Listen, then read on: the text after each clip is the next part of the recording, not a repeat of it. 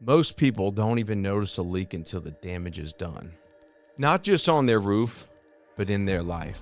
Stress, regret, the slow drip of neglect. It doesn't just leave watermarks. It rots the very foundation of who you are. And that's why you need cover. That is why you need someone you can trust. That's why you need Tennessee Recon Roofing.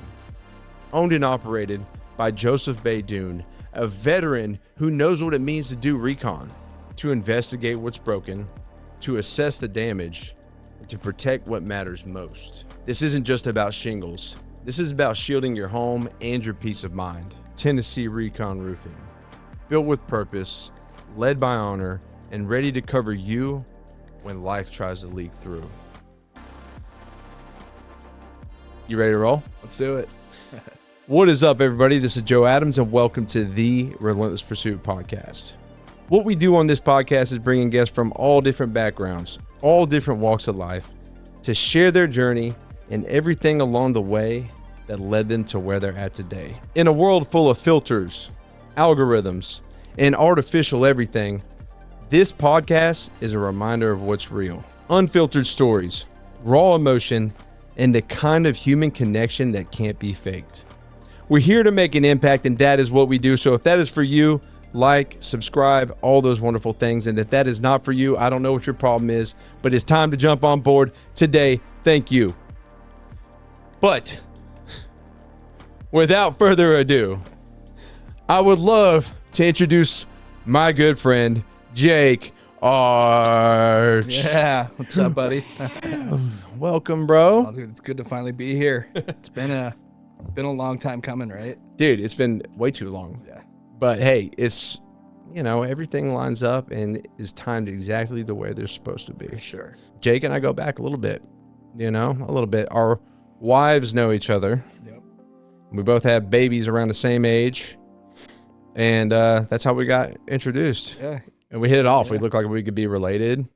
And we're into a lot of the same shit. And it's like, dude, we always have great conversations. So, yeah, it's cool shit, man. Yeah, dude, for sure.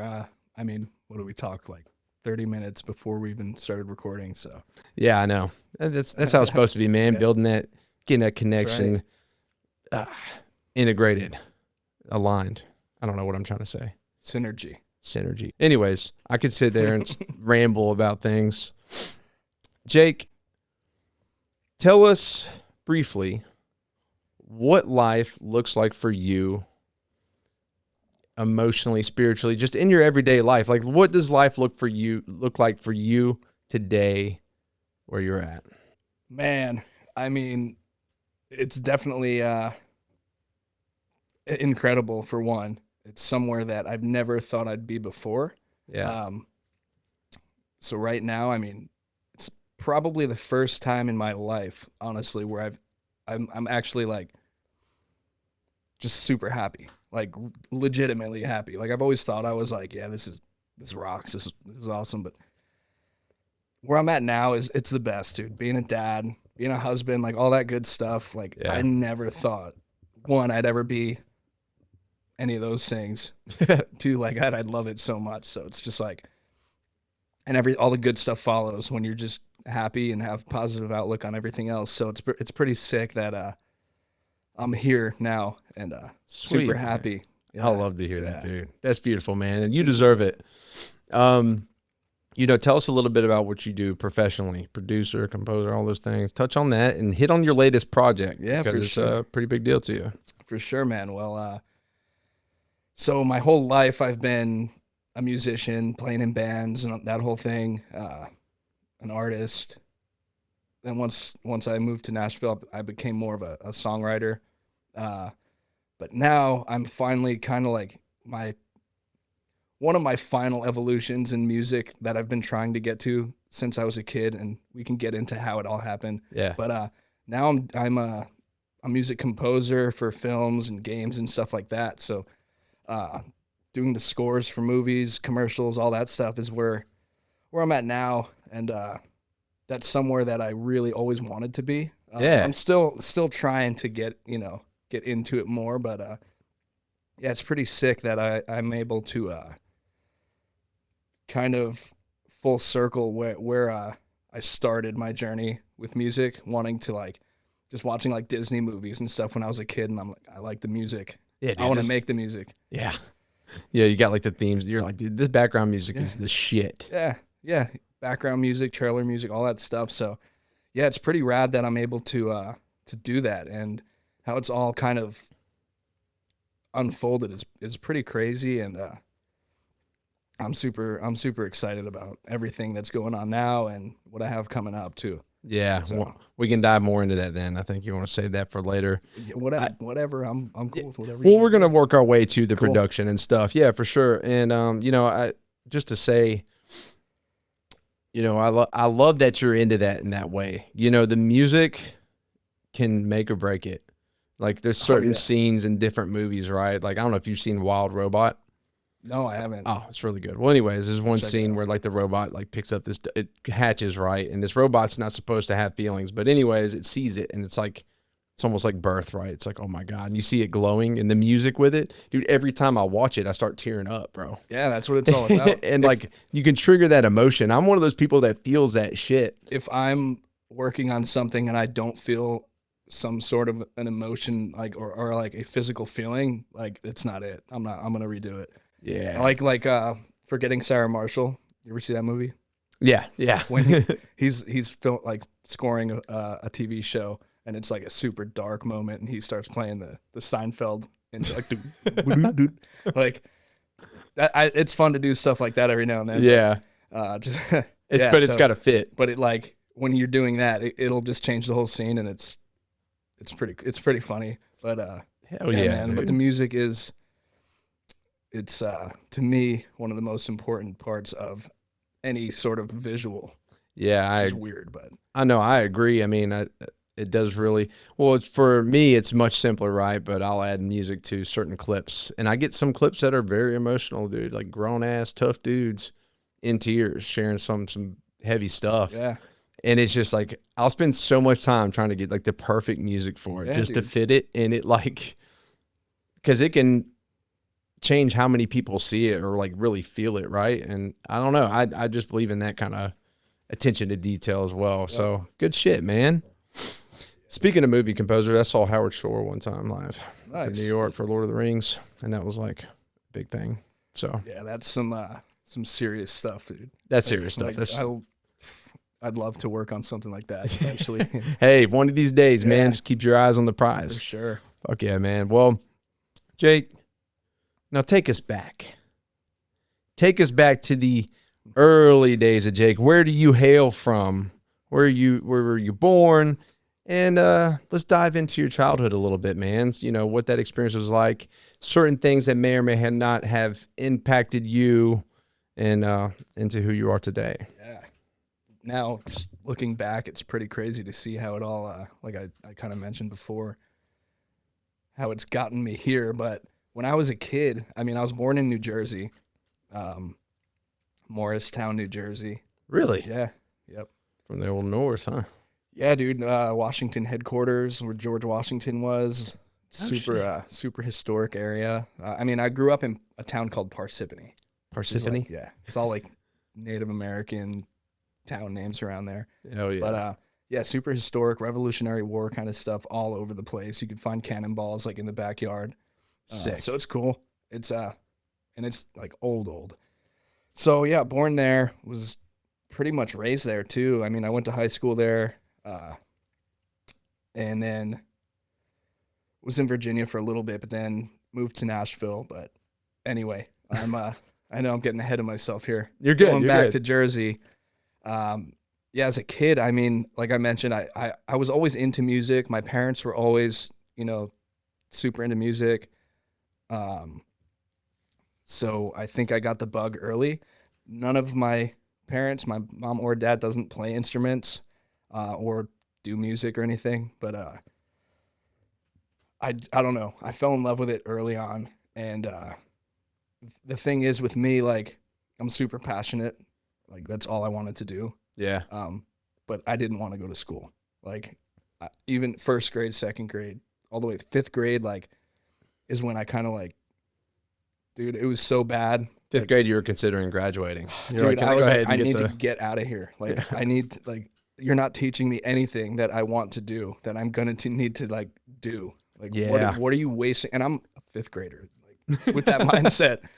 And eventually they're like, this kid can't be. He, like, get him out of here. So fifth grade, I get taken out of public school. And that was like, I mean, also when I was really little, like, they're trying to force me on, like, Ritalin in, like, first grade. Before, like, this was, I don't know, before, like, it was a thing. So it Yeah. was like, early 90s.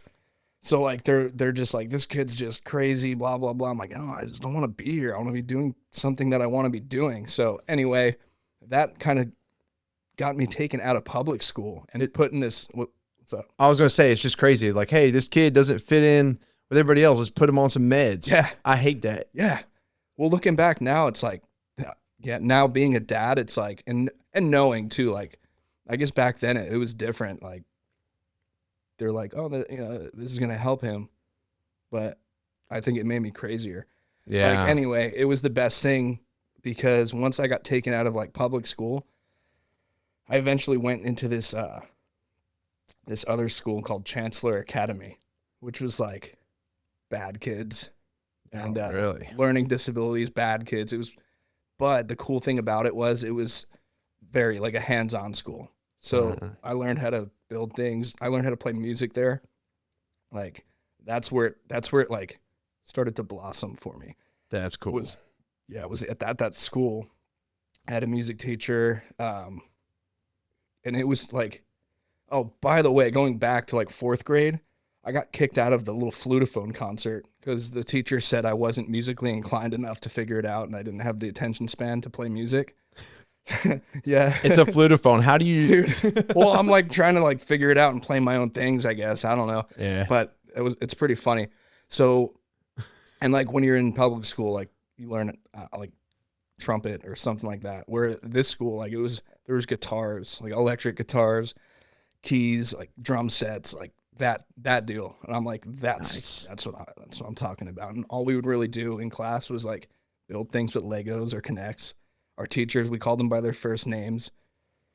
So it was like, it didn't feel like school to me. And I loved being there.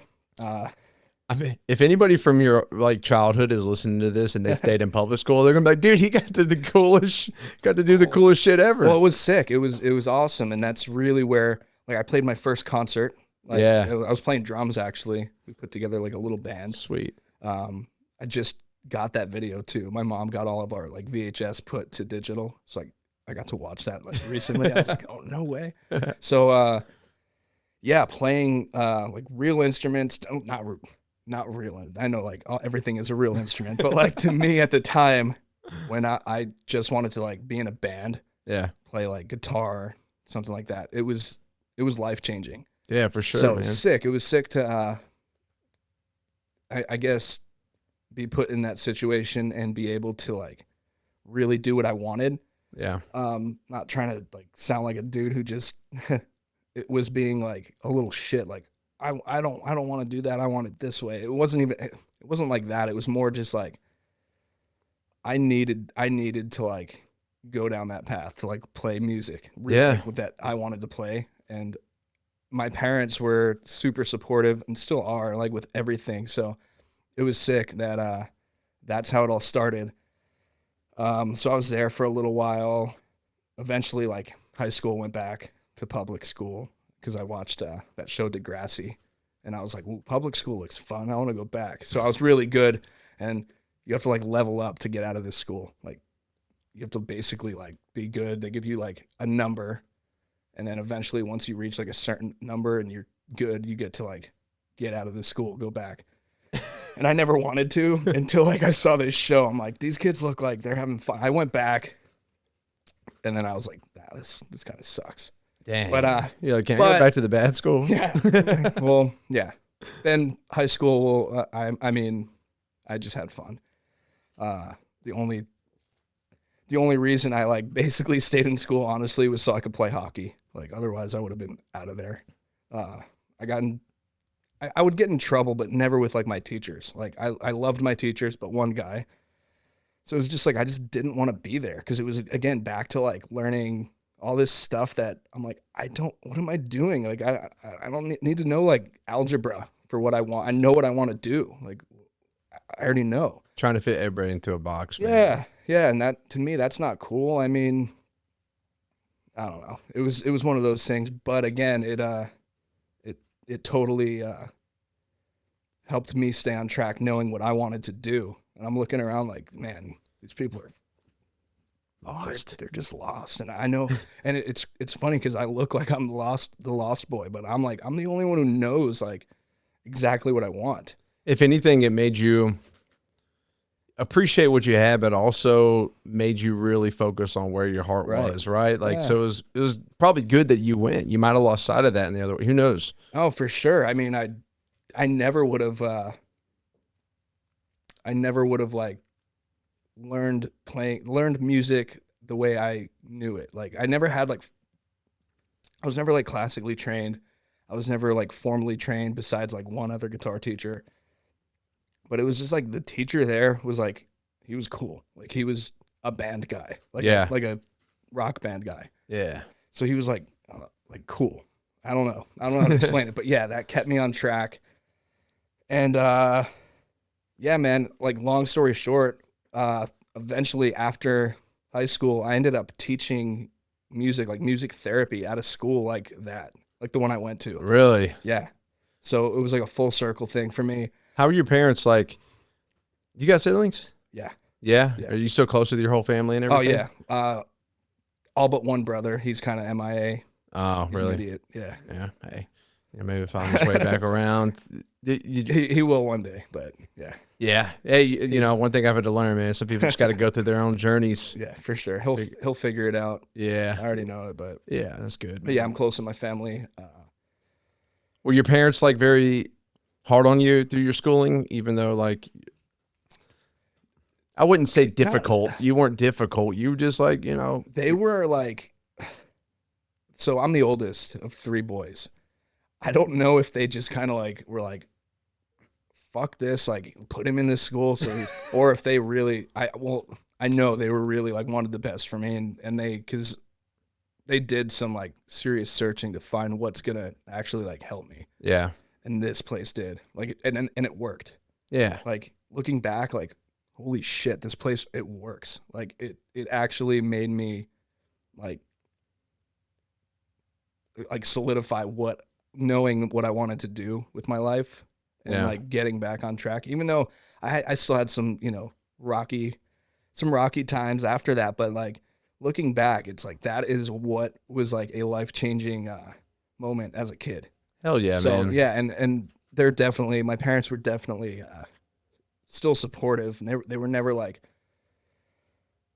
forcing me to go to school. Like at one point, I think it kind of like at one point changed where they were like, you have to go to school, you're going, get on the bus and go. To eventually, I think they realized like this isn't normal. Like he really like doesn't want to be there. Yeah. Like more so than any like other kid. So it's good they pay attention to that. Yeah, yeah. Yeah. You know, rather than being like, no. Like it kind of just let you, I don't know. They were there. They paid attention. That's huge. Big time. Yeah. Yeah, for sure, man. Dude, and when did you get into hockey? Oh man. I was probably like, I think like 8. Okay, cool. So that's been a part of your life since forever. then, for sure. That and, you know, obviously music. So bridging into, you know, post high school, you said you had a job teaching like music therapy. Yeah. Yeah. Tell us about, you know, the journey from then on. You know, you said there was some rocky stuff. Let's dive into that stuff too, if you're willing to, because we want to get the journey, we want to get the growth. And what did that look like when you got out of high school? Yeah. So after high school, I was just kind of fucking around, being a young 20-year-old or 18-year-old, I guess, when I graduated. So just having fun. But then eventually, once I got that job, which I got over like people with PhDs. I didn't have a degree, by the way. Yeah. Like I got a job as a music therapist without like any kind of degree. It was because I convinced them that like I I can help these kids. Like, I was at a place like this, and I know how to handle them. Not handle them, but like I know how they're gonna react to different You relate to them. situations. Yeah, I can relate. I treated all those kids like little brothers, like honestly. And that's what I needed. That's what that dude, the teacher for me, that's how he was.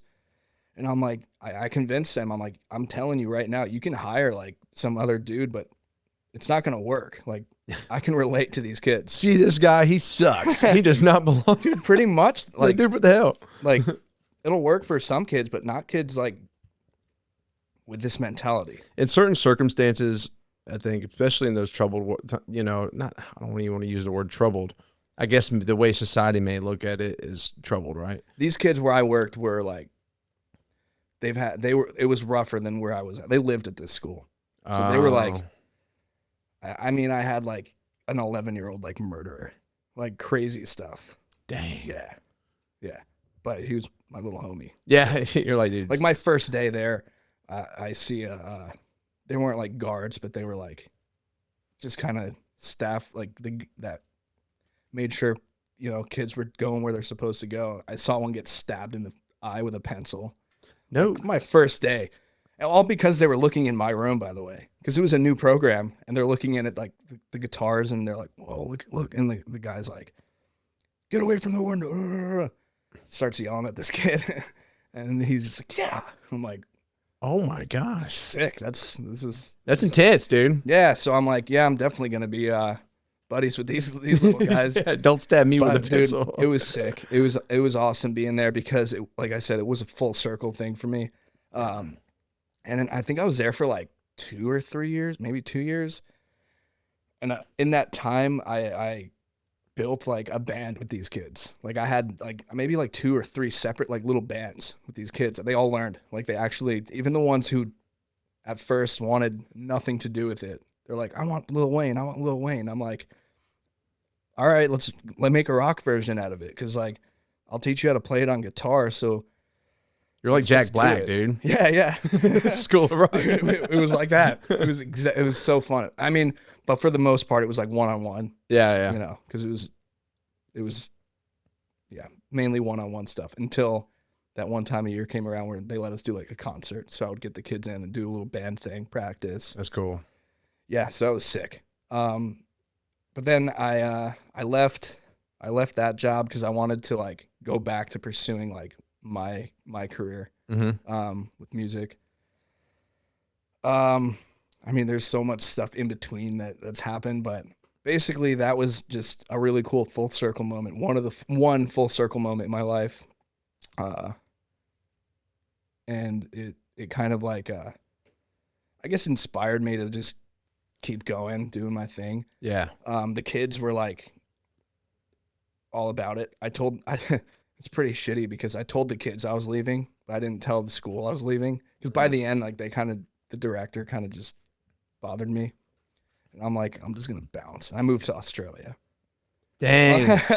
I went to Australia for like. So you just Irish goodbye? Yeah. But I told my kids though, like I didn't just bail on them. Like they all knew. I was like one kid, they were my little buddies, dude. Like this one kid, they were always so like, I mean, I had an autistic boy who was like playing piano, right?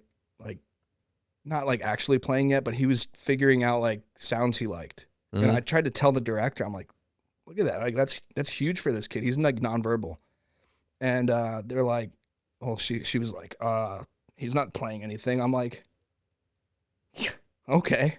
I'm like, that's not the point. Yeah. Then I had a kid who like all these kids needed was someone to relate to. Like this one dude, he's like, he didn't want to have anything to do with music at first.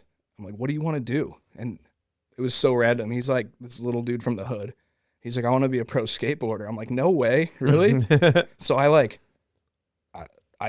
bought him a skateboard and hid it because he used to slide around on lunch trays, like on the side of the school, the one spot where like the people couldn't see them. Like when they were out on like the yard kind of area. Yeah. And I was like, dude, look behind the trash can, like over on the side. and I got him a skateboard. That's cool, dude. So like that was stuff like that, man. That's the stuff that helped me. Like I know teachers, like at that school I went to, did stuff like that for me that I'll never forget. Yeah. And like I'm like, that's what these guys need. So hopefully they're all doing good. But but that's how that little chunk of time went. Pretty sick. And I actually just got in touch with one of those teachers like last week that helped me out when I was a kid. That's sick, Yeah, I dude. saw him like he's like coaching basketball in like some town where the town I grew up in pretty much. So I was like, no way. Reached out and That's cool, Yeah, dude. yeah. It seems like that time, like from what I could tell, man, that time right there just had such an impact on you and your future too. Yep. And hopefully in that time you're able to impact those kids too. Protein Snack Shop isn't here to hide nutrition in cardboard packaging. They handcraft decadent tasting bars, blondies, and even cheesecakes that happen to be gluten-free, vegan, or keto friendly. Honey or erythritol sweetened, honey or erythritol sweetened, and free from soy and preservatives. Created in Smyrna, Tennessee by Dana and Sonny Hampton, this couple turned a small kitchen passion project into a statewide snack phenomenon without sacrificing taste or integrity. In a world drowning in artificial influence and surface level noise, this is different. The Relentless Pursuit podcast does not chase likes or clicks. It's raw, real, and it's built on purpose. This show doesn't just speak to minds, it speaks to souls. And that's exactly why Protein Snack Shop belongs here. Because your snacks aren't just high protein, they're high integrity. So are you ready to energize deeper than macros? So you took off to Australia. Yeah, I moved to Australia. I didn't really move there. I just kind of went there and ended up staying longer than I guess I was expecting. When was this? What year? 2012, Okay. I think, around that time. Yeah, around then. I was getting deployed then. Nice. Yeah. Nice. Yeah, so I was out there and was playing music, was busking. Yeah. I had to get like a busking permit to play on the street, play music. But I had a friend who was super famous in Australia. So Oh, really? So I would busk with her. So like it was sick. So yeah. How'd you make that connection? She was the singer of one of my friend's bands. But she got big from like she won like one of those, I forget if it was like X Factor. She was like the winner of one of those like American Idol type shows. Oh, okay. So she had a huge like and it was like recent too when she won. But she was in my friend's band. So yeah, that's how that happened. Dude, But, sweet. Yeah, so I had that little thing. But yeah, once I came back, I mean, man, there was a time where I kind of was lost. Like, If you don't mind real quick, how long were you in Australia? so I couldn't I was there. I know there's like visa shit. Well, I had too. to leave and come back a few times. So, Okay. I mean, total time spent, man, only like a couple of months. Okay, Yeah, cool. nothing crazy. Yeah. But I did like have like leave and come back, Okay, do sweet. all that thing, so I wasn't like getting deported or not allowed back or whatever. Yeah. Yeah. So that was pretty sick though. Australia's insane. Yeah, for sure. Everything there will kill you. Yeah, It's crazy. gotta love that. But it's sick because like over there, if you're trying to be healthy, it's easy. Like I was in the best shape of my life. If you want to eat like shit, it costs more. Yeah. Where it's like the opposite here. Yeah. Like portion sizes were smaller. Everything's super expensive, but I mean, it kind of like, I guess you make more money there. So Yeah. Hopefully we see some changes with the health side of things here. yeah, But for sure. that's good, dude. And then Yeah. you came back and you were in like a lost space. Well, dude, I have so many like lapses in time, and I'm always all over the place. If you can't tell when I'm talking, like I'm back and forth and here and there. Like I forget what happened when, and it's crazy. But It's all good. yeah, there was like a time where I wasn't sure, like what I was doing with my music. Like I was still like playing, but I wasn't like when I was 16, 17, 18, like I was in like metal bands, pop punk bands, and like that's all I wanted to do. Yeah. Now I'm like just playing music by myself, writing, and then, dude, like country music started becoming like more popular, and I'm listening to it, and it's like, and I always like heard country music, like my great grandma used to like sing. They lived on a farm, and she would like write songs and stuff like that. But anyway, yeah, I was like, dude, I can do this so easy. Like it's becoming like pop punk with like a twang. Yeah. Like, so I'm like, all right, I'm gonna like try to pursue a country career. Like, No. Nice. yeah, and so because I was like, it's gonna be easy. Like, Yeah. for me at least, to write these songs are like, Be in shape, be pretty. dude. I mean, yeah, I'm just kidding. pretty much. Not knocking Like, it, but no, dude. I mean, that, yeah, like, what was it? I guess 2015, 16, Yeah. when this was going on. And yeah, so I started to try to like have a country career, and recorded some songs. I had like I mean, I had the producers like telling me I had to put more of a twang on things, like with my voice. I'm like, I'm from Jersey, but all right.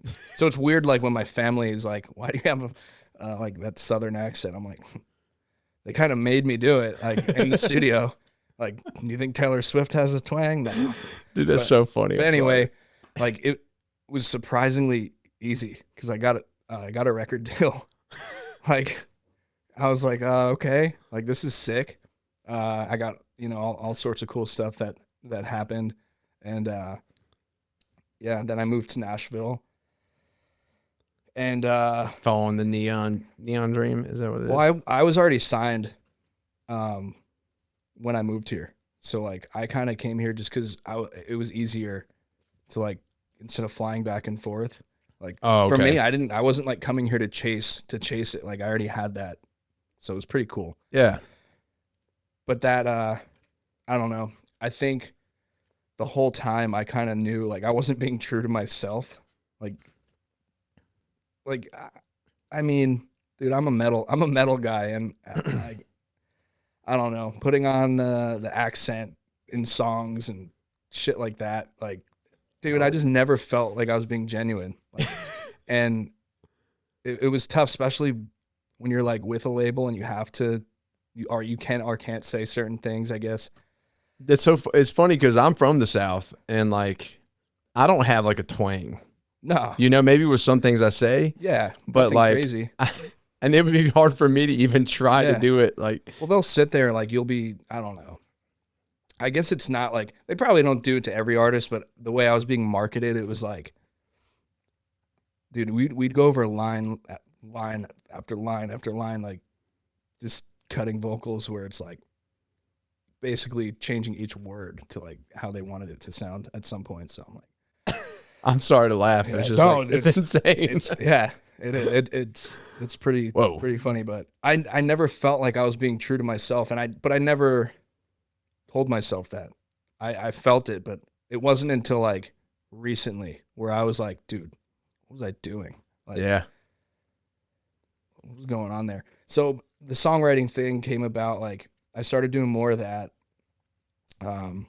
once I moved like to Nashville. Then some crazy stuff happened. Like I was on the road, and I was in Indianapolis, and yeah, I was in my hotel room. You're like touring?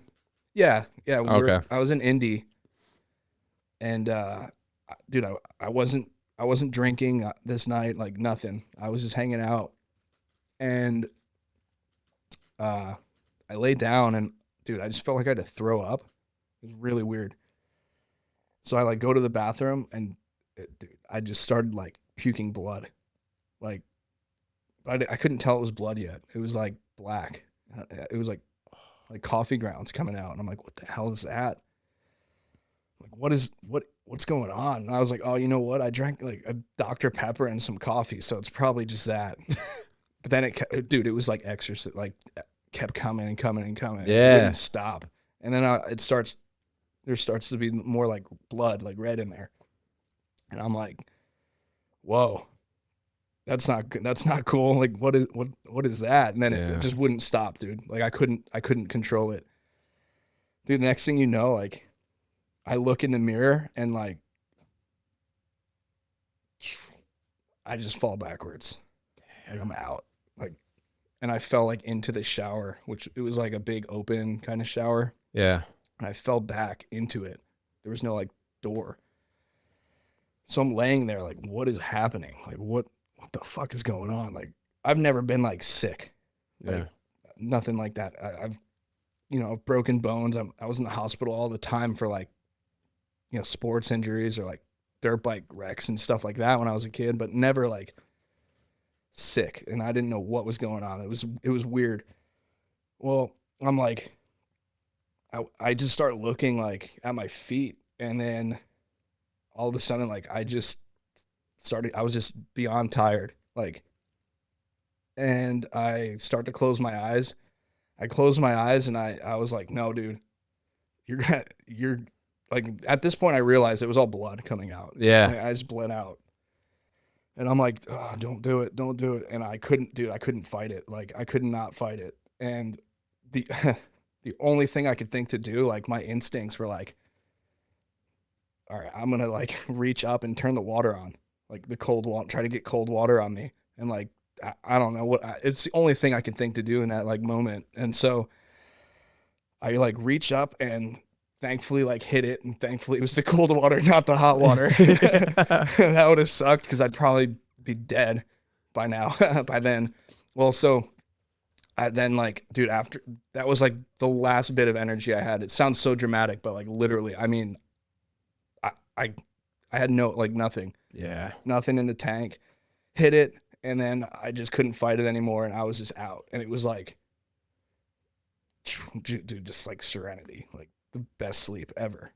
Like, I don't know how to explain it, because then I woke up, like, I don't know how long it was, but I woke up like, oh, you son of a bitch, it worked. Yeah. It worked, dude. Like the water, like the cold water, like, I don't know, like shocked my body a little bit or whatever happened.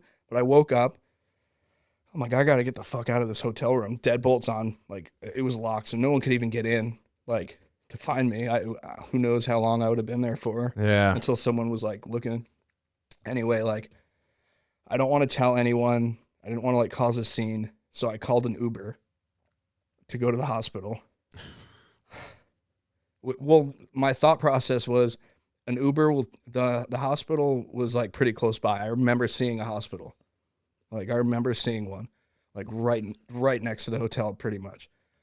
I'm like, an ambulance is still going to take way too long to get here. Like, I'm fucking bled out. Like, I've nothing in me right now. And I'm like, an Uber is going to get here. Like, we're in Indy. Like, it's going to get here super quick. Yeah. So all this shit's just running through my mind fast to try to, like, figure out what to do. So I called an Uber. I figured it'd be faster than an ambulance. And by the time, like, dude, I get in the elevator, like crawled my way out, get in the elevator, get down to the lobby, just about lost it again, like started like going out, and then get through the doors of the lobby. And it was like a few days before New Year's. So it was cold. It was like really cold.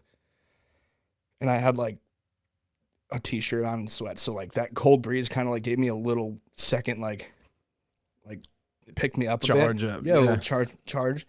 So I get in the Uber and the guy's like, "You're going to the hospital?" And I'm like, "Yeah, my buddy broke his leg. I got to go see him." I didn't want to freak this guy out, and then he like leaves me and I have no time to like live. I'm like, I have to get there, dude. He could have just tires. He didn't seem like that kind of guy. No. I like quickly like, he wasn't like the Jason Statham kind of like. He was like, he kind of, I don't know. I'm always thinking like all these crazy scenarios. Always like my wife thinks I'm nuts for it, but like I think it saved my life quite a few times. So I'm like profiling this guy right off the bat. Like, how am I going to tell this guy what's going on? And when he asked me that, like I could tell he was like kind of weirded out. And I'm like, no, dude, I'm fine. Because I don't know. The only thing I could think of is he's not going to take me. Yeah. Like, because of their like rules or whatever. Yeah. I don't know. But he took me like right up the street. I get out, walk into this like the first doors I saw, and then collapsed, and then woke up on in an ambulance actually, because I wasn't in like the hospital I went into wasn't like that type of hospital. It was like an urgent care. Like No, it was like part of the hospital, but it was a I don't know, just a separate like wing or whatever. Yeah, I don't know how far it was. All this shit was kind of blurry, but I Yeah. remember like waking up in an ambulance, and then I get there, and they're like, "Your esophagus ruptured," like, and I'm like, they're like, "We need to do surgery like right now, but you need a transfusion." I'm like, "Fuck no!" Like, you're not putting someone else's blood in me. They're like, "What do you mean?" I'm like, literally what I told them. Like, I'm like, "You're not gonna fucking taint my pagan blood." That's what I said. And they're like, "Are you? It doesn't matter. Like, we can't do the operation then." I'm like, and mind you, like, I'm like bled out already. Yeah. And I'm like arguing with these people. Did you feel anything? Did it feel like you? No, but I didn't feel shit. But I now, like, looking back, I realized like earlier that day, I tasted like iron all day. And I was like, that's weird. Like, and I did like spit up some like black shit earlier in the day. I'm like, what was that? But I didn't think anything of it. Now I know like that was blood. Just basically from my like stomach from sitting there.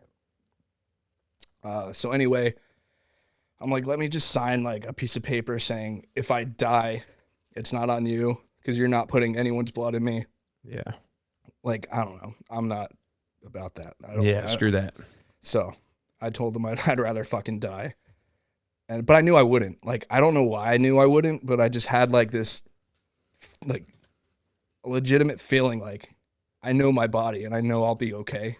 Like, I know, I know, like, I know it's not like, it's not my time. Like, I fucking know it. Like, it's just like a feeling I had that I cannot explain. But I'm like, hell no, I'll be okay. Like, I'll sign this paper. I sign it. And then I wake up from surgery and, I was good to go. Good to go. I mean, I was in there for a while and there's all sorts of other shit that happened while I was in there, but, yeah, dude, that was crazy. And that, it turns out it was from like Excedrin migraine and probably like drinking a lot and puking.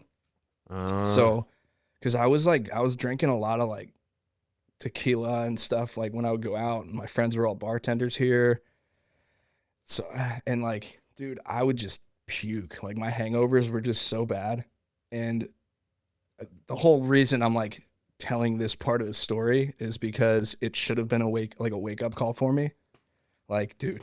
But you just continued the lifestyle. Dude, I did.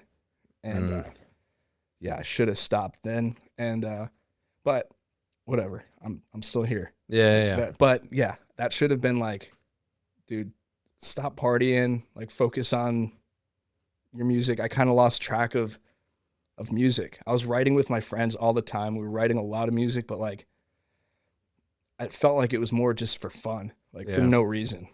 And like, what am I doing? I was doing more partying, and I would be like, I'm networking.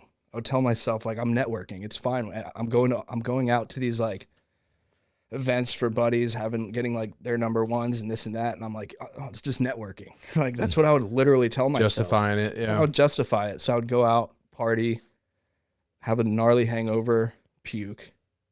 And like, yeah, eventually like that like tore a hole in my esophagus, like, and the Excedrin migraine, which I was taking it a lot because I was, one, hangovers, but two, like I needed it. Like when I wouldn't take it, I would have a headache. Go figure. Like I was basically, I guess, like withdrawing from. Became dependent on it. Yeah, without realizing it. It's not like I was taking like a crazy amount, but over a long period of time, that's what happened. Yeah. So, yeah. So that happened. Should have been a wake up call for me, but I continued to indulge in the Nashville lifestyle of, drinking all the time. Yeah. Playing music for no reason. Like I didn't have a purpose. It was just for fun at this point. Even though, again, I would justify it by being like, no, this right is for this or that. And I'm going out here to meet this person and talk to this guy. Like, looking back, it was pretty dumb, but it was all supposed to happen, I think. Yeah. Oh, it always is, man. Yeah. You know, that's the thing. You're here today. Yeah. You know, that was part of it, Yeah. and you can reflect on it. Yeah. You're glad you survived it, but you needed to keep going down that path. Dude, I know. And back like then, like I was so like stubborn. I'm like, I remember like saying to myself when I was like, before I reached up to like hit the cold water, I'm like, dude, you can't fucking die like this. Yeah.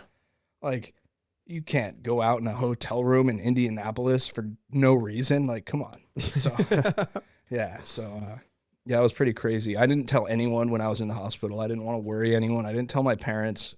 I didn't tell anyone until like after I knew I was good. Hey, by the way, Yeah. bet they were in shock too. Yeah. I don't think I've ever like really told a few, you know, there's a good amount of people who know this story, like my good friends. Yeah. Because eventually I had to tell people, and like, Yeah, this is what happened. yeah. So moving forward into like you're back in that lifestyle. Well, yeah, and the crazy thing about it is like I couldn't sing really after that. Like my singing voice was just done for. Like I still fought it and tried, and like kept going after it, and still like would try to sing, and like it just wasn't working. So I would never like come to terms with it. Instead of just being like, all right, let's do something else like with music. But I never did that back then. So when did things start to shift? Yeah, so the shift happened, another crazy like life-changing moment. At this point I was like, at one point I was a bouncer downtown too. And my tolerance for like even for drunk people was like gone. Yeah.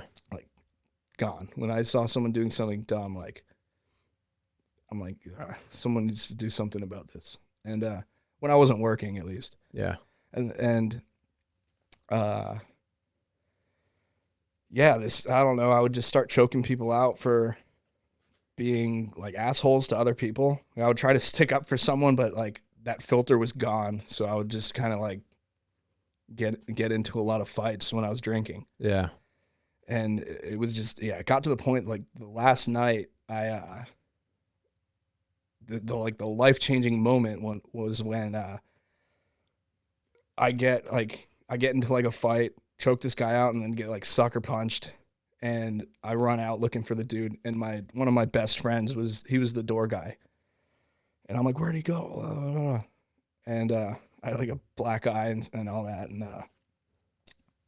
I just like remember yelling at my buddy, like not mean, but like being like, where did he go? Where the fuck did he go? Blah, blah, blah. Anyway, later that night, I got a call that my buddy, he got smoked by a drunk driver on his Harley. And yeah, dude, I know. I still like, it fucking sucks, but Okay. yeah, he didn't make it. And like, that was my last conversation with that dude, you know, like, was me being a dickhead, like just being like, trying to fight some dude. So that was like, yeah, it sucked. So that like, dude, that put me in a downward spiral like no other. Like it was bad.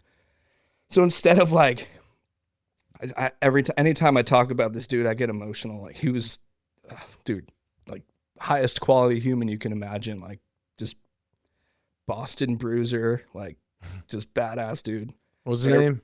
His name was Jake. Yeah. Jake Taylor. So my son's middle name is Taylor after him. Sweet. But we called him JT. He was, dude, it sucks. Every time I talk about him, like still, it's I know like this is a cool place to be open about that stuff. So it's awesome, but it is. And I was going to say too, man, and, you know, I've talked to a lot of people on here that have suffered some pretty hard loss. Right. And it's like, you know, it's heartbreaking, right? It's like, but my look from the outside looking in is like, that changed your life. yeah. And it's like, dude, like talk about, it's just a catalyst for your change too. It's like his spirit's with you. You know what I'm saying? You get what I'm saying? Dude, yeah. It's insane because I've lost a lot of friends, dude, unfortunately, to all sorts of shit. Like, and they all suck. They all suck. But this dude, this one, like, fucked me up, and I still get emotional about it. Like, I don't really ever get like that except for when I talk about him. So yeah, so moving forward from that, like, I do got a question for you. If you don't mind. yeah, dude. If you could say anything to him today, what would you say? Fuck you. Shit, man. I talk to him all the time. That's the thing still. Like, it's crazy. It's really weird, but I'll explain that. Dude, if I could say one thing to him, like, man, dude, I don't even know. I really don't. 'Cause like I said, I still talk to him, like, all the time. Like, and I'll get into that, because it's like I talk to him without using words. Like, it's something that I've like learned to do, and I'll explain how that happened, and it's pretty cool because so having that life-changing moment, you like another one where I should have slowed it down. Like, at that point, I became like kind of a hermit, just wanted to stay in my house and just stay home. I didn't want to do shit but like hang out at my place, which was whatever. Like, I lived with two of my best friends, and they were also friends with him too. So we were all like going through it together, at least. I think I took it like just super hard, harder than a lot of people. Not that they didn't, but like, I don't know. Maybe I was just being sensitive. But but it's more so like because of the way that like my last conversation went with him. It like, and his last words were like, by the way, like when I got into that fight, like when I got up, I'm like, where the fuck is my hat? Where's my hat? It got knocked off my head. Yeah. Those were his last words. And then like my buddy who was there, who like was with him, told me like that was his last words. He was like, I don't know if he was busting my balls or but like that was like the last thing that like he said. So I'm like, fuck you, dude. But it wouldn't surprise me if like he was doing it to bust my balls. Of course. Like he was that kind of guy. Like, he was the best, but he was just such like a Northeastern. Like, that's how we would like chirp each other like hockey players and stuff, Yeah. you know, like that's just how we were. So so that happened. I think I just took it really hard because of how that night went for me too. Yeah. So you're going through a pretty dark time. Going through this super dark time, like, still continued just drinking and being an idiot. Like, I was never like an alcoholic. I would go out on the weekends, like, but when I would go hard though. So I was like just like out for like 4 or 5 days. Like, after I would drink, I would just be hungover in bed for way too long, like debilitated. So anyway, I was just like not doing anything with my life, but, you know, fucking around pretty much, just with music at my house, like not doing anything, not taking anything seriously. I just didn't give a shit. And yeah, so this girl I was dating, or talking, I wasn't even dating. I was just talking to her. It was Halloween, and she's like, you're not going out. We're going to go do something. I'm picking you up, like, pack a bag, and we're going somewhere. What year? When was this? Oh shit. This was like 6 years ago. 6 years ago? Yeah. About like probably maybe more. Yeah, it was around that time frame. But anyway, my like time frame clock sucks. Oh, you're good. So so she picks me up and basically drives me we go to the middle of nowhere, like Gatlinburg, and she had a cabin rented. She's like, you need to get away from the city. Like, you need to get your shit like straight, like get out of there. So we went and had this weekend there, and it was amazing. And for the first time, like, I felt like loved. Like, this person actually like gives a shit about me, like legitimately cares. And now we're married and have a kid.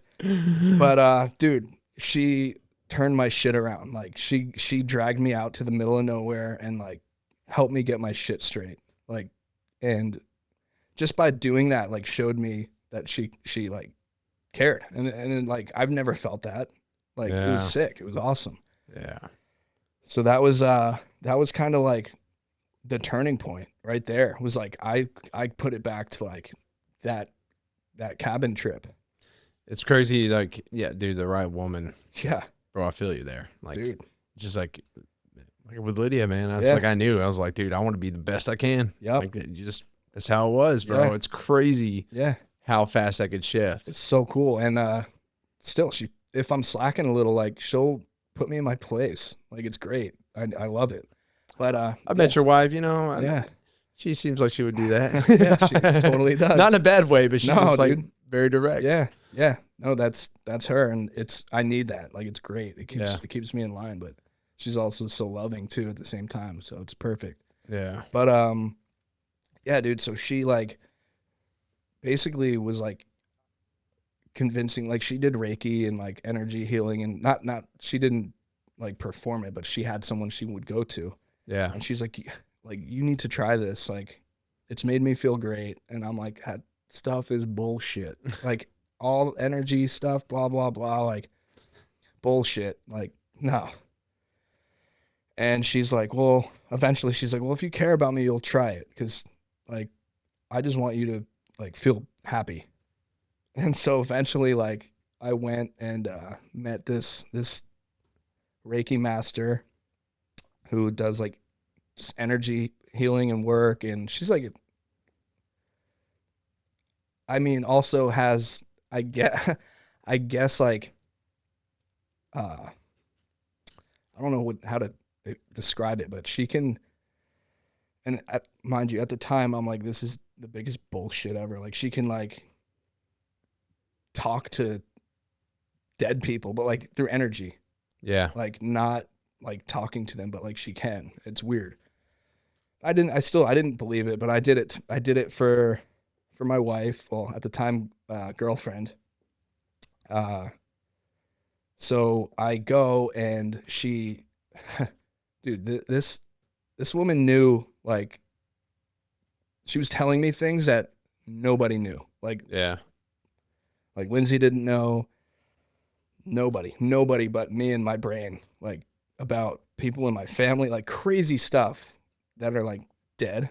And JT, like she brought up stuff about him, like that literally nobody, like specific stuff that she's like telling me that he's like trying to like let me know this stuff.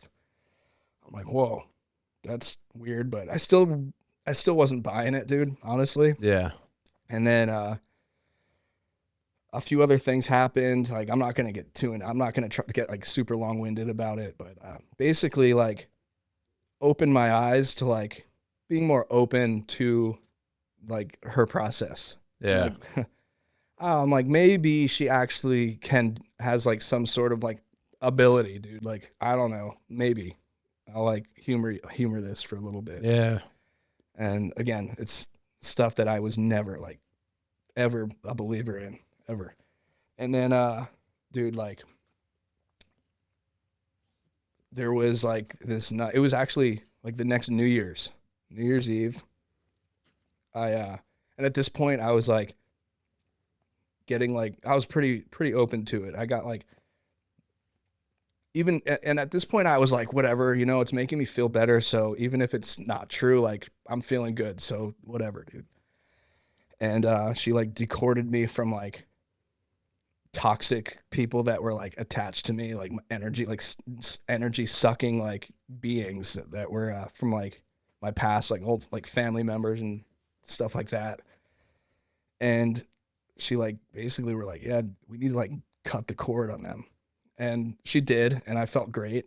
And there's, dude, we can go on and on about how all that stuff went down. It's nuts. But maybe another episode. But yeah, you can feel free to share, you know, a glimpse into it, but it's totally up to you. Yeah, no, like so I had this, I'll touch on it a little bit. Long story short, like this dude in my family who I loved, he was awesome. But he was pretty fucking like crazy, like wild dude. And she told me, like, she's like, so the person like attached to you, she said his name. And I'm like, what? Like, this dude's been dead for like 20 years, by the way. I only knew him when I was a little kid. He's like my dad's uncle. Mm-hmm. And so he was nuts though, like just a crazy guy. Anyway, then she, like, Lindsay got a text like after we were talking about like cutting the cord from him to me, like in this like whatever, like this world of energy that he lives in now, whatever it is. Yeah. She's like, he's pissed. He's fucking pissed. And then her cat died. Like, after I was like petting her cat, like minutes after, her cat just died. And he would like shoot cats and stuff with his like on the farm. What? So it was like weird. Yeah. And I'm like, what the fuck? I'm like, dude, that cat was just sitting there, like nothing wrong with it. I was just petting it. And she's like, he's pissed. He shot it with like a spirit bullet. I don't know, dude. I'm like, what? I'm like, there's no way this person would like go that far to like prove that. So you're like she's punching legit. the air, like, get, you know. Like, I'm like, no way, dude. So I'm like, all right. Anyway, did that whole like process of getting like decorded, they call it. And I felt great. Like, I really did. I felt like happy. Like a fog was like gone, which was pretty cool. But then I started like, kind of believing in it a little bit at that point. And then New Year's Eve, Lindsay and I at this point we're getting a little more serious now.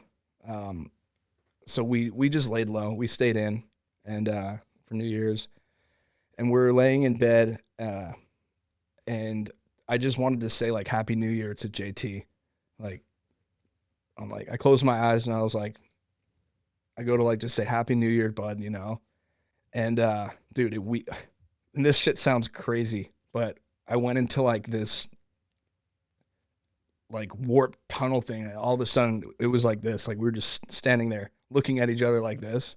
Yeah. And dude, I mean, like, it was the most like insane thing. We were talking, we were communicating, not one word was spoken, but everything I was saying he understood, and everything he was saying I understood. And it was like this like crazy thing going on. And I'm like just talking to him. Like it was like he was there. Yeah. It was so crazy.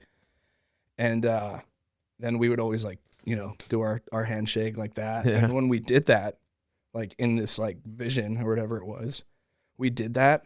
And then Lindsay jumps up. And I'm just laying there like this, mind you, like with my eyes shut, just chilling, you know? Yeah. She jumps up and she's like, what the fuck was that? I'm like, what? She's like, she's like, you didn't see that? I'm like, no. What was it? She's like, lightning just shot through our room. Like legit, like lightning just shot through the room. I'm like, you're not going to fucking believe this shit. It was at the exact moment, dude. Whoa. Yeah. Yeah. And I'm like, whoa. That was the moment where I was like, all right, I'm going to be more open to this. Yeah. Like, and dude, ever since then, like, nothing but like great things have been following, like me manifesting good stuff and positive energy and just like being in tune with my like energy and stuff like that, and not saying certain things that'll bring your energy down, like not even saying certain words. Yeah. Like I can say it now, but like my wife won't say like the word sick, like that she's getting sick. She's like, she won't even say that out loud. She won't even put that out there. And like just stuff like that. And it's crazy how like that kind of I guess mindset, like it started to like really sink in with me, and I started to just be more positive and like start really trying to like manifest things without like being too like manifesty. I don't know how to explain it, but like Then just believing in it. I would just like, believe, like truly believing in things, like they were gonna happen, and that shit followed, dude. Yeah, but Like, you're also moving forward with the action towards it, right? Like, yeah. you're not just like sitting there. No, you can't just like sit there and like expect shit to happen for you. Yeah. You have to like make it happen, but things are going to open up to make it happen like the way it was supposed to be done. Like, so, yeah, where it gets pretty cool is once I started opening up to that. I did want to say real quick, Yeah. you know, you talked about her not saying the word sick. Yeah. But there's a book called The Four Agreements, and he talks about one of the four agreements is be impeccable with your word. It talks about the power of the spoken word. Like what you say holds weight. You know, people don't realize that. Yeah. But you know, and I've had like I've been real hard on myself, and I've said some negative things towards myself. Yeah. And like negative shit follows that. For sure. You know what I'm saying? Yeah. And like it's easy to, especially when you get anxious or whatever, and you're just spiraling and like to say some stuff about yourself, but like it truly does, man. Yeah. So yeah, I don't know. That's something like I like when and the first, like, she just told me this like really, I like the first time like pretty recently is when like she was saying like I forget what she was saying, but I'm like you're sick, and she's like, don't say that.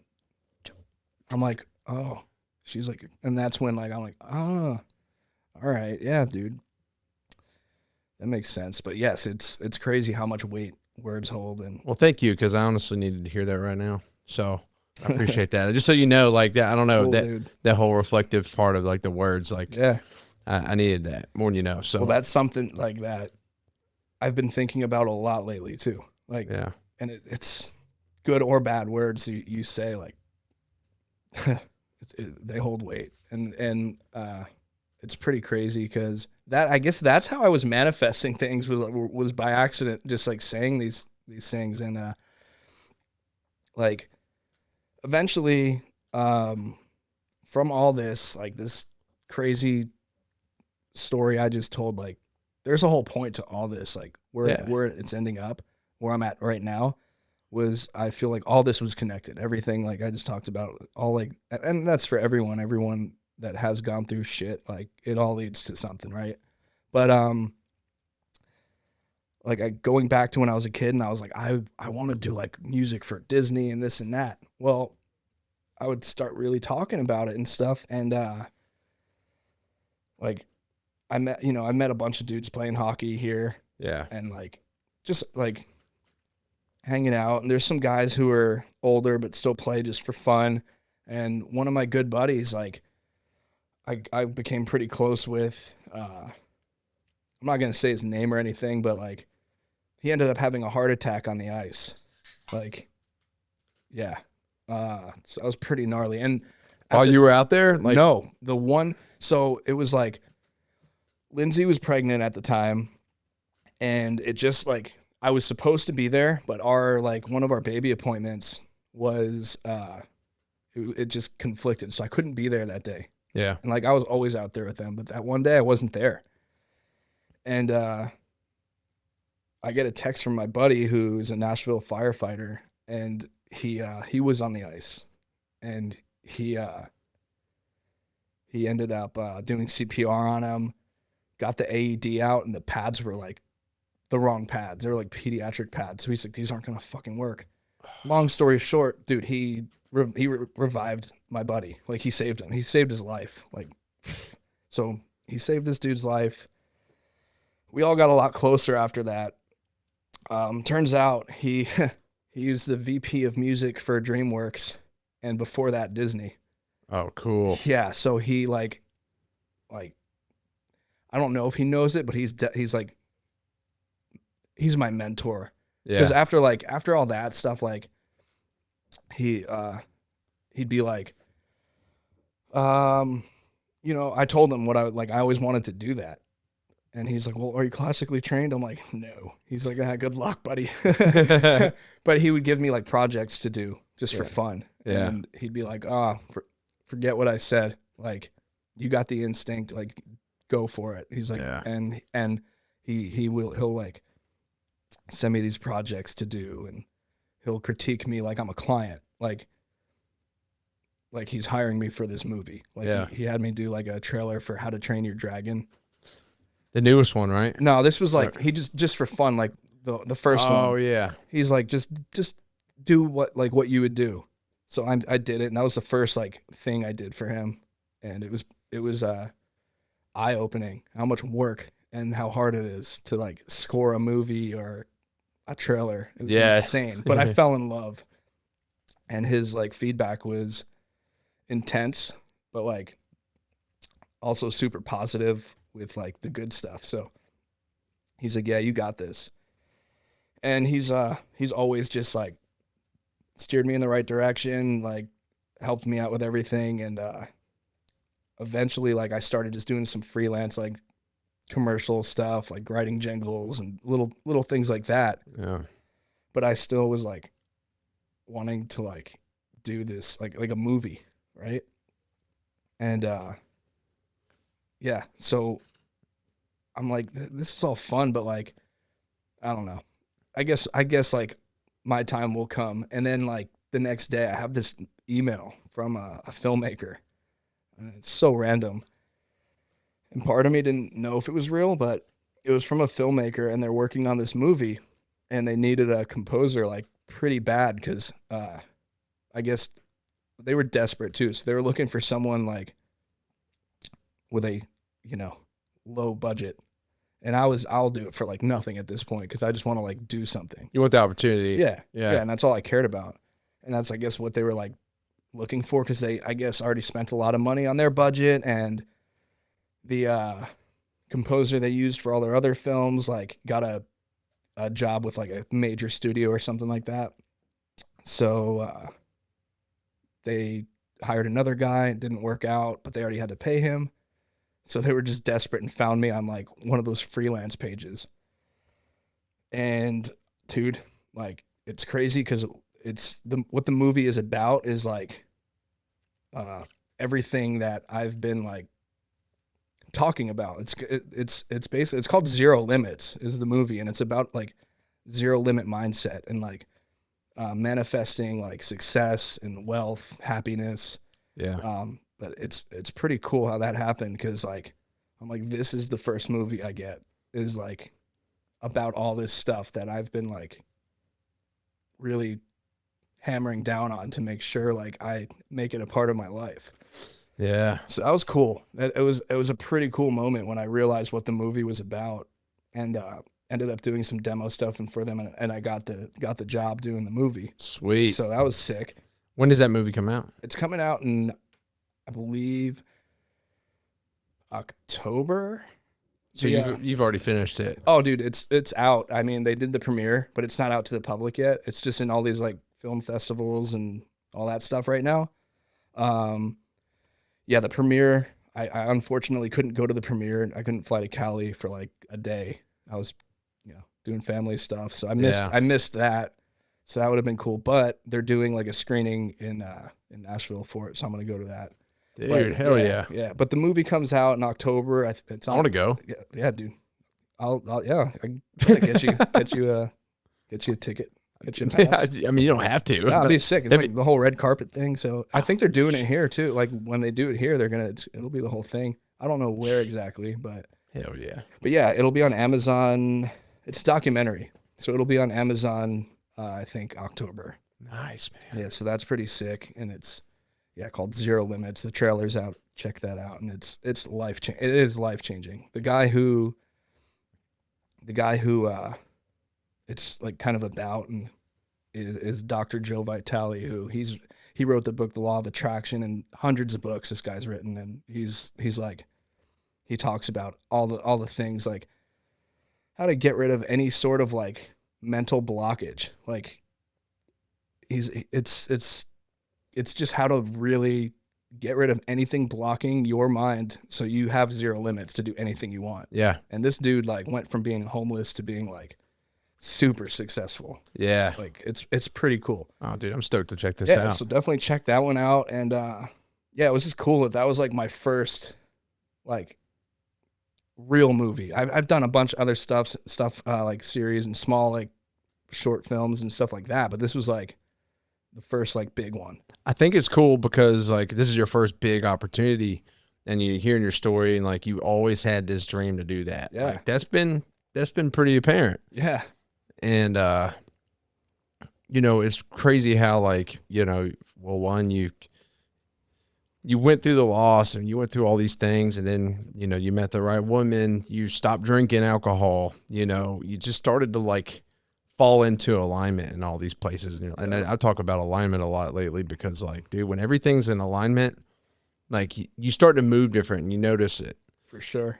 And then your first big opportunity is really just kind of, I don't know, just a manifestation of all these things together. It really is. It embodies like that, almost everything you went through in a way. Does that make sense? Yeah, no, it does. And listening to what all these different people in the documentary say, like while I'm working on it, I'm like, holy shit, dude, this is weird. It's like they're talking to me and I'm doing the music for this thing. It's cool. It's pretty rad, like that's the first thing I got. And I mean, dude, I'm pumped that I had that opportunity, and it's just brought me more stuff. Now, it's gotten me a whole bunch of more credibility. So that movie's already, it's nominated for like 24 awards. It's won 15 so far, like big ones, like documentary of the year. It won like most inspirational film at like the New York Film Festival. So a bunch of big like international awards it's already won. So that's pretty sick. It hasn't won any like music awards, but it's a documentary. So I don't think they really ever like submit for music. But yeah, come on, guys. I know. But it's okay. It's cool. It's an honor to be a part of that. Yeah, obviously they were pleased with it too. So yeah, dude. Well, that was the thing. I didn't think they were. I was like, man, like. Did your mentor hear it? Oh yeah, yeah, yeah. Was his feedback? Yeah. It was great. Hell yeah. He gave me feedback and stuff too. Cause now anyway, he didn't see the movie, but he saw the trailer.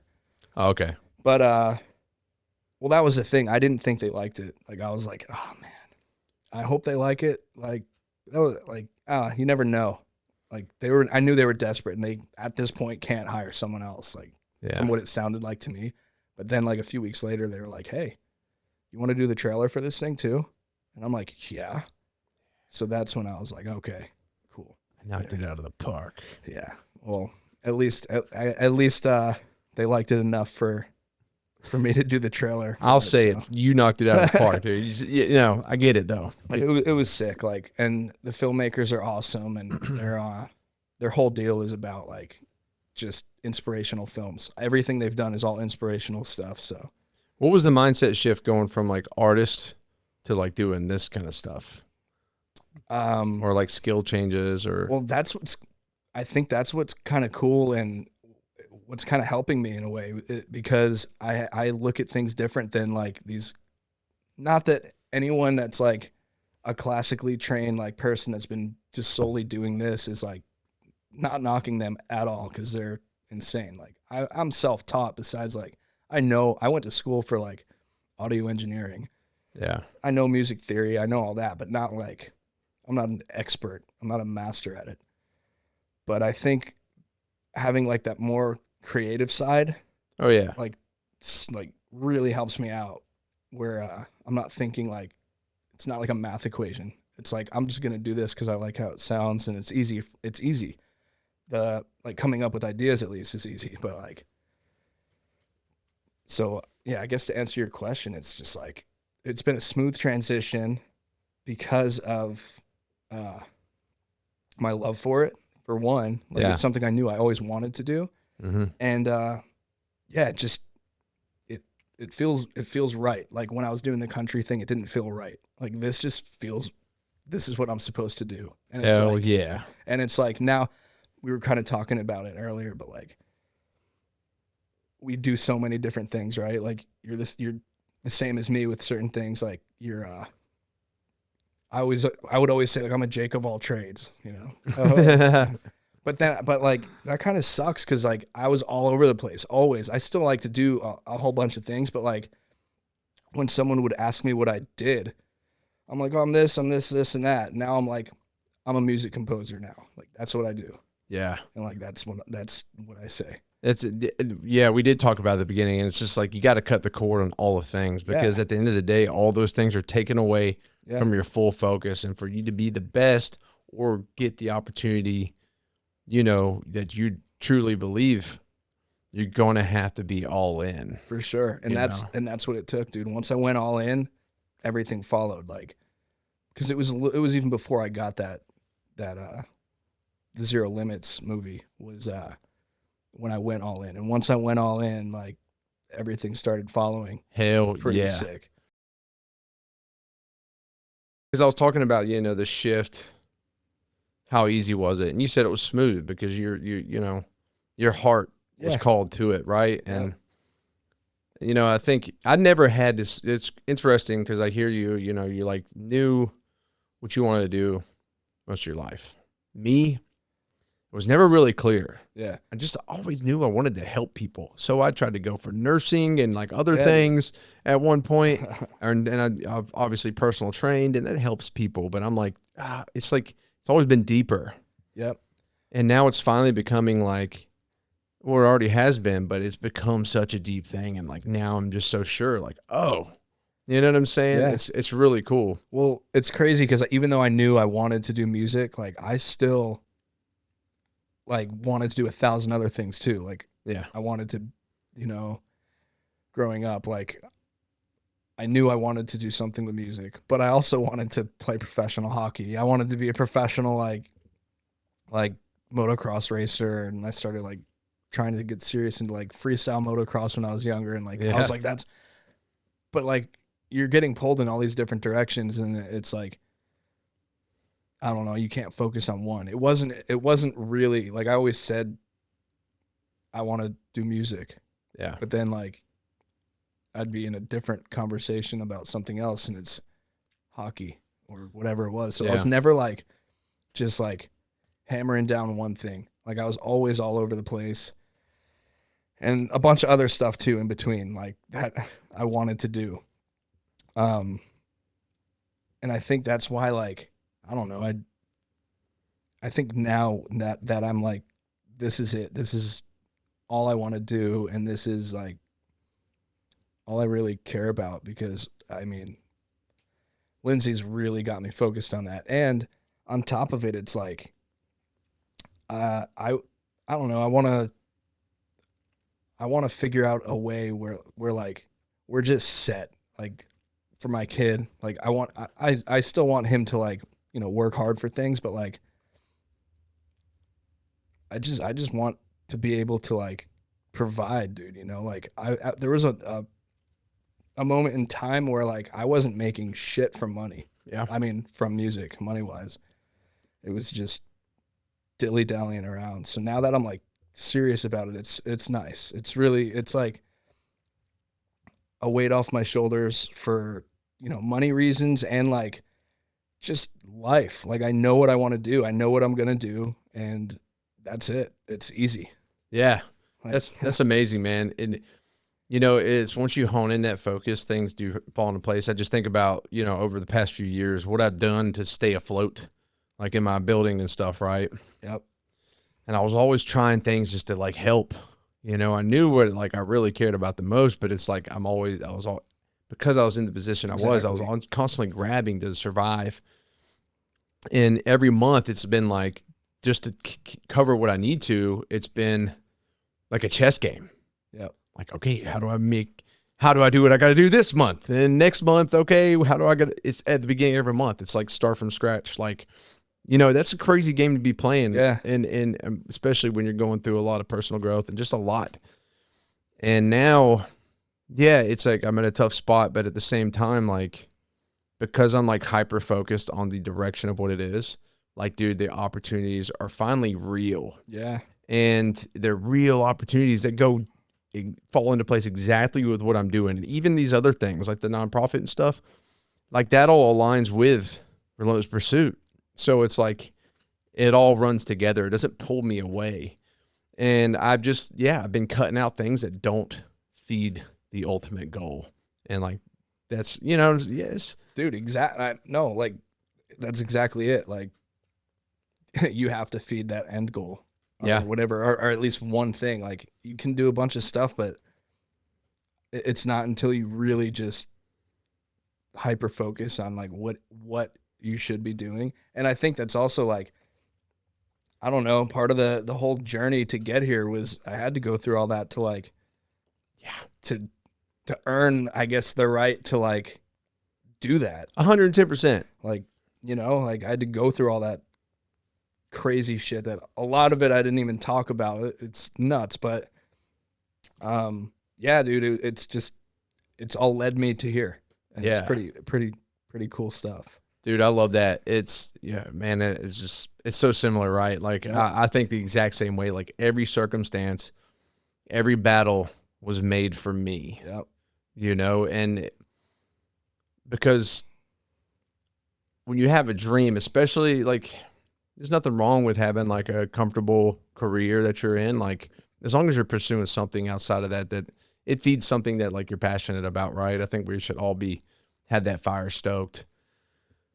But especially when you're all in for something to create a living, you know, like it is terrifying because you're really banking on, you're banking on hope. Yeah. You're like, dude, it's all faith. Yeah. Like you have to have so much faith in it that like, you know, it's going to happen. You can't have any doubt because like you're going to freaking crash and burn. Yeah.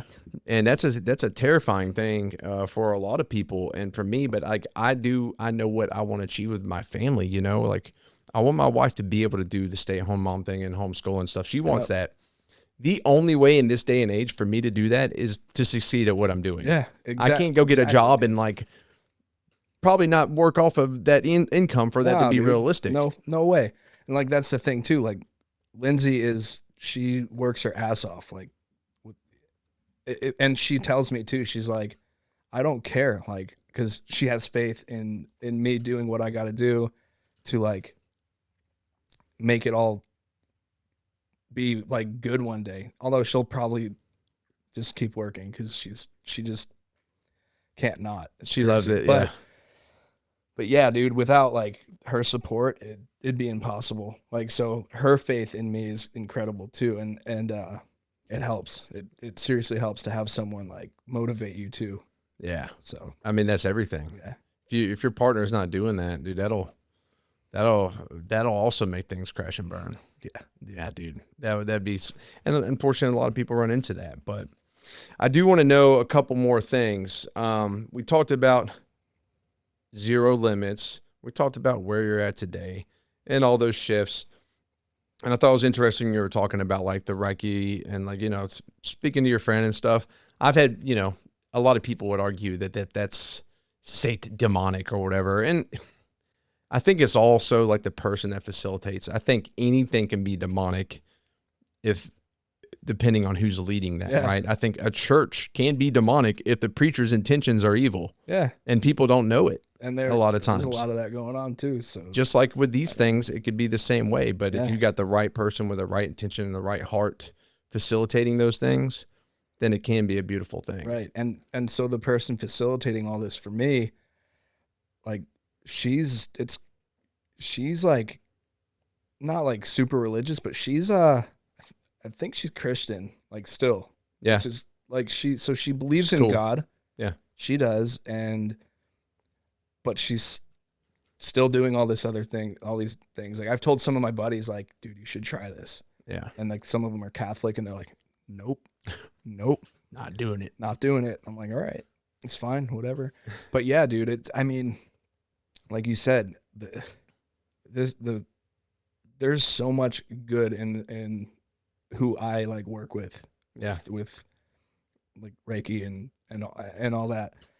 She actually she was the one who married Lindsay and I, like in her like little like area. Yeah. It was just us. It was sick. That's sick, dude. And like we were going to have a big wedding and then found out we're going to have a baby. So we're like, no more wedding. Let's just have keep it simple. Something little and great decision. Probably. Yeah.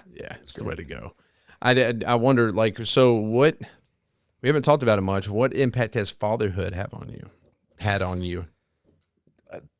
Dude, it's like, but it's like one of those things where, man, the best thing in the world times like a million. Like it's made me so much like, one, it's given me some crazy anxiety. Like, Yeah. I like mean, I feel you. there's that. Like Lindsay says I'm a helicopter dad because there's sometimes like I'm like, she's like, you're his bodyguard. I'm like, well, yeah. Like I'll still let him be a little wild, crazy boy, but like I just think ahead and think a million things. Like, what if someone comes in that door? Like we have to go this way and we'll go this, like whatever. Yeah. It just gives me like, I've always been like that, but extra, a little added anxiety. But no, dude, it's made me like,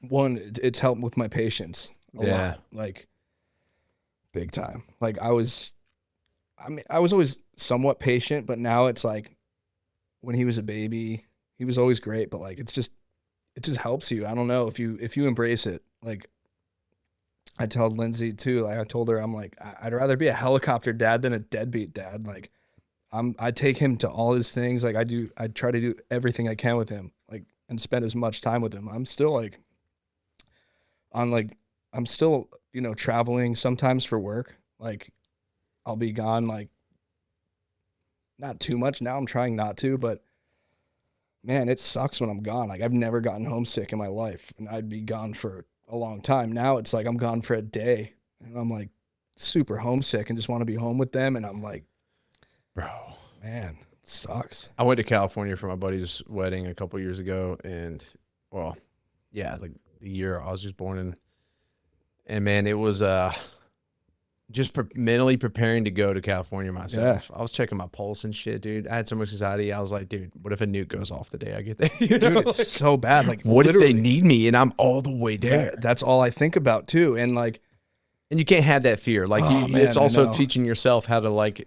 That's fear, man. Yep. Eliminate the fear. Like, yep. You got to live your life. You got to do these things, but at the same time, it's difficult, man, because you just love them so much, and you just want to be able to protect them. Like that's your number one, right? For sure. Yeah. So, yeah, dude, but it's the best. Like, I love being a dad more than like anything, and it's crazy to think because like I never imagined I would be a dad ever. I never even really like, not that I didn't want to. I just didn't think I ever would be.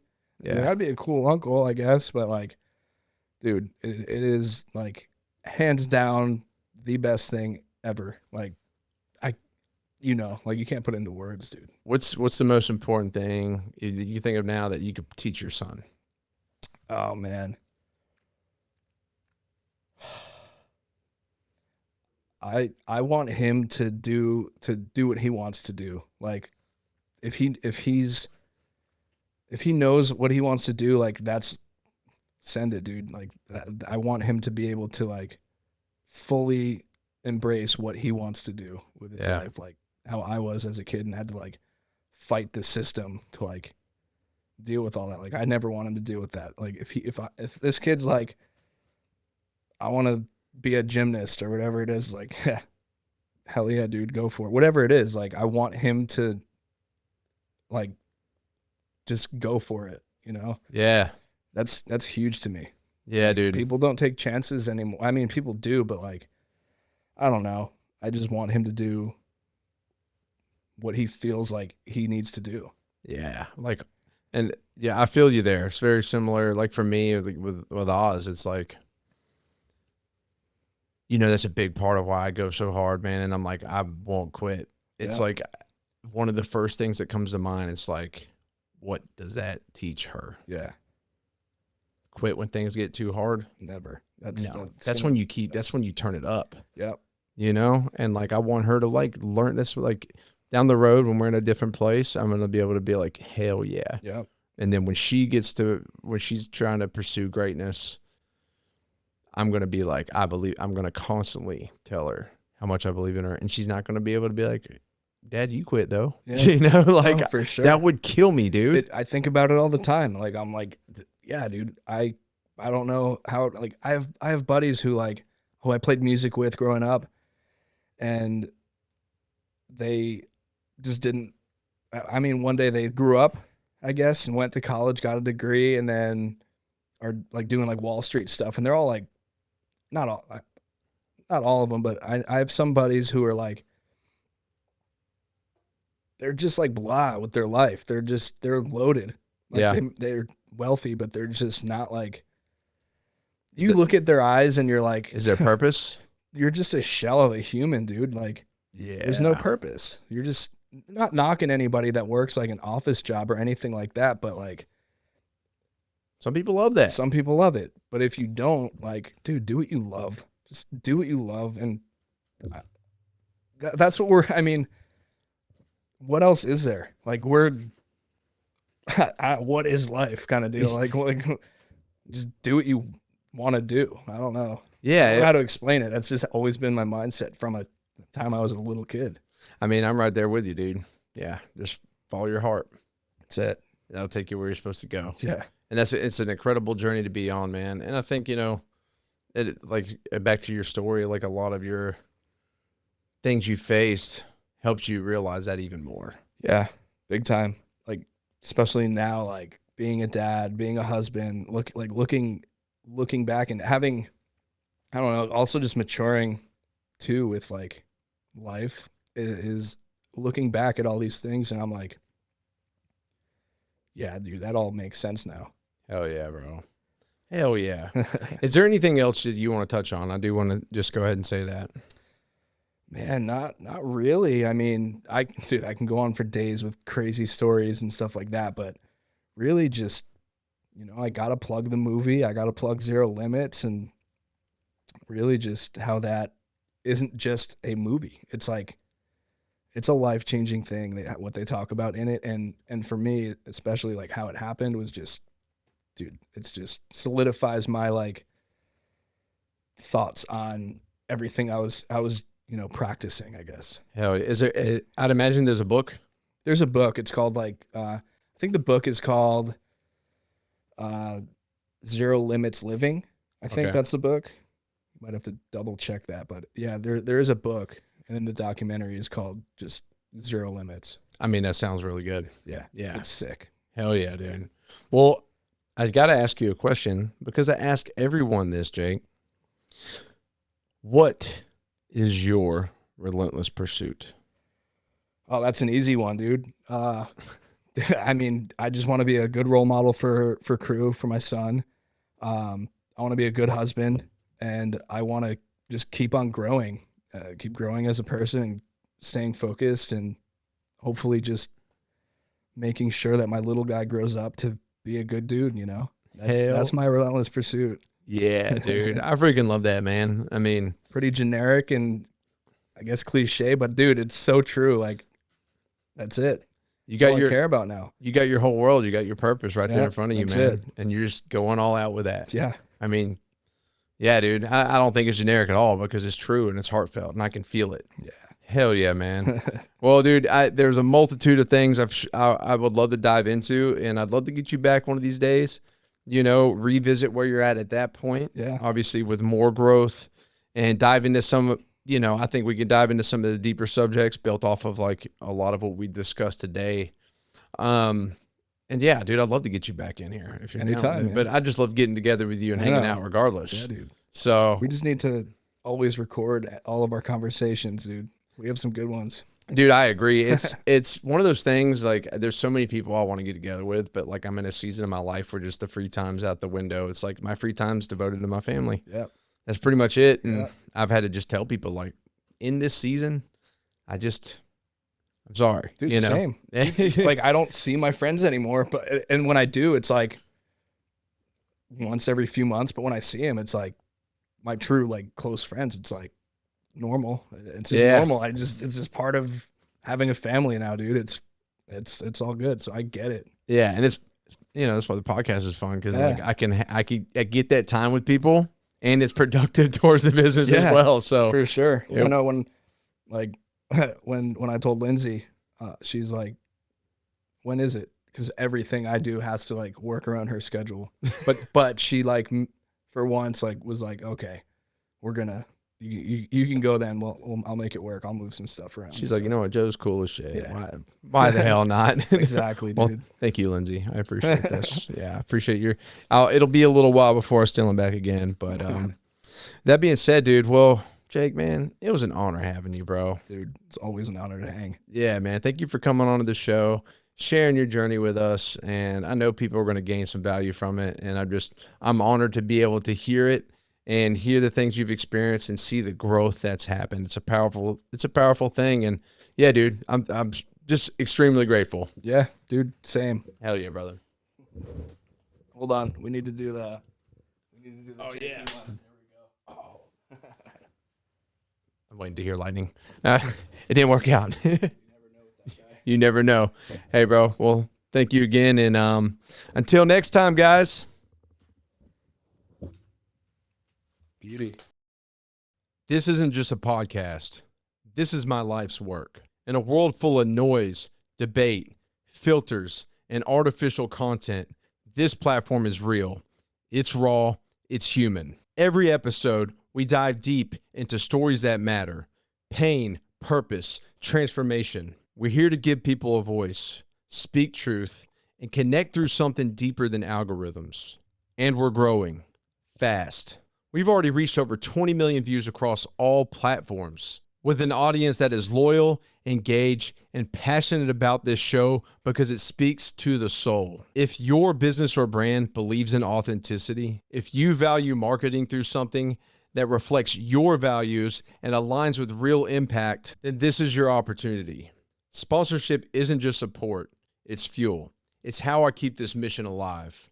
It's how I continue to shine light on powerful, untold stories that need to be heard. If you want to reach people, not just through metrics, but through their hearts, their minds, and purpose, let's partner.